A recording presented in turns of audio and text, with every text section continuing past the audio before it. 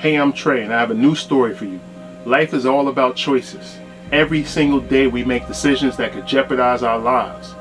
If you're interested in hearing other people's stories so that you can be reminded to be more vigilant when protecting you and your loved ones, then subscribe to this channel. Also hit the like button and notification button so you can be reminded of new content that I upload every Tuesday, Thursday, and Saturday. Also, if you can leave your comments in the comment section, I really appreciate some feedback. Thanks in advance, so let's get started. The year of 1961, in the country of Australia, a 63-year-old man by the name of Amos Hurst was found dead in his apartment. That man had a long drinking session at a local pub with a newfound friend that he met at that pub. They both went back to Hurst's apartment where they consumed more alcohol.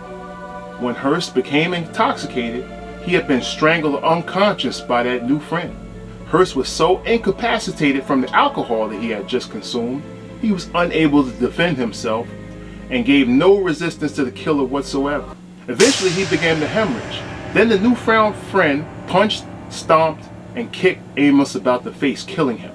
The body was then placed onto the bed as if nothing just happened. The killer waited in the apartment until he was sure that no witnesses would see him leave.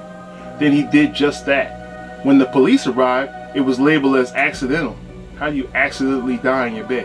Several months later, in June of 1961, the police were summoned to Sydney Domain, Bass. A man's nude corpse had been found savagely stabbed over 30 times. The victim's genitalia was completely severed and removed from the body by the killer. Why would you keep something like that, let alone cut it off?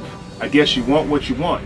Fred Reginald Greenfield became the second victim confessed by the killer after his eventual apprehension. The murder was so heinous at the time that the media and the community gave the killer the name the Mutilator. Mr. Greenfield, age 41, had been sitting on a park bench in the Green Park area. The killer offered Greenfield a drink and lured him to a nearby Domain Baths on the pretext of providing more alcohol. When they got there, the killer waited until Greenfield fell asleep. Then he removed a knife from his pocket and stabbed him over 30 times. The first blow severed the arteries in Greenfield's neck. The killer then severed the victim's genitalia and put him in a plastic bag. The killer then left the location with the plastic bag containing the testes and threw them in a nearby harbor.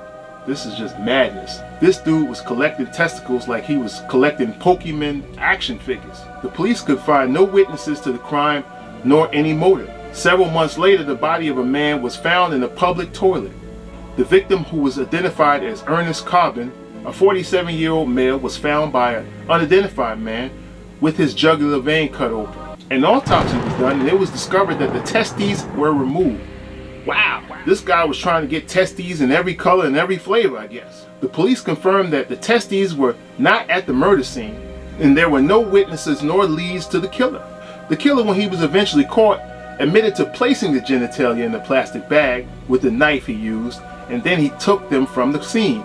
During another incident, the killer attacked a man that he met in a secluded park.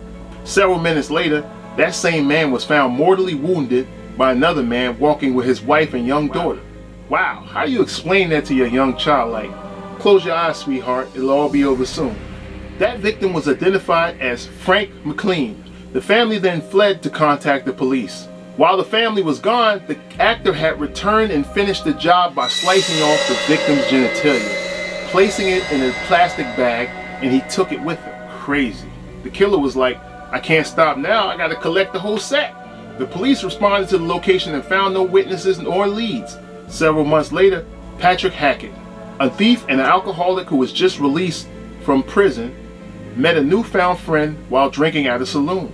Patrick followed the man to his residence where they continued to drink more alcohol. That newfound friend pulled out a knife and commenced to stab Patrick in the neck. Patrick began to fight for his life, putting up fierce resistance until he was stabbed directly in the heart.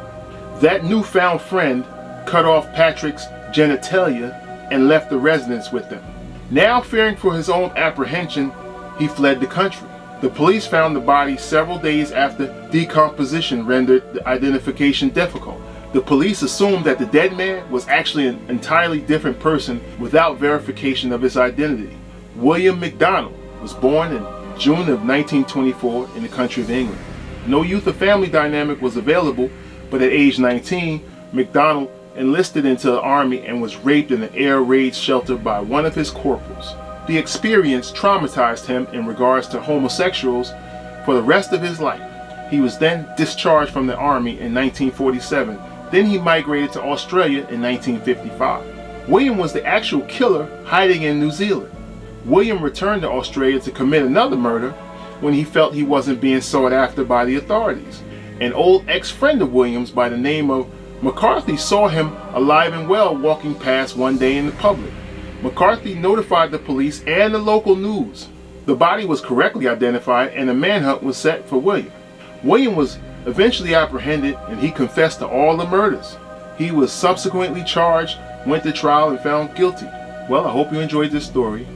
So please don't forget to hit the like button, subscribe, and also notification button so you can be reminded of new content that I upload every Tuesday, Thursday, and Saturday. Also, if you can leave your comments in the comment section, I really appreciate your feedback. God bless you and stay safe.